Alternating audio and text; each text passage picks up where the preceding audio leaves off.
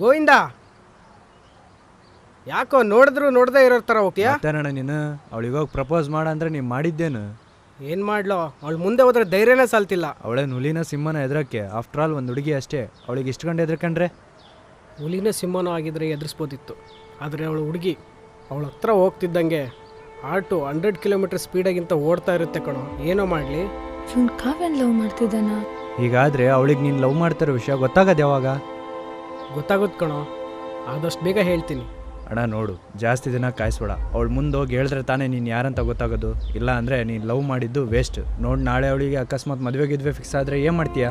ಮೊದಲು ಹೋಗಿ ಅವಳ ಹತ್ರ ಹೋಗಿ ಧೈರ್ಯವಾಗಿ ನಿಂತ್ಕೊಂಡು ಮಾತಾಡೋದು ಕಲಿ. ಇಲ್ಲ ಅಂದರೆ ನೀನು ಲವ್ ಮಾಡ್ತಿರೋ ವಿಷಯ ಅವಳಿಗೆ ಯಾವತ್ತೂ ಗೊತ್ತಾಗಲ್ಲ. ನೋಡೋಣ, ಈ ಹುಡುಗಿಯರಿಗೆ ನಾನು ನಿನ್ನ ಲವ್ ಮಾಡ್ತಾ ಇದ್ದೀನಿ ಅಂತ ಕೂಗಿ ಹೇಳಿದ್ರೇ ಕಿವಿ ಕೇಳಲ್ಲ.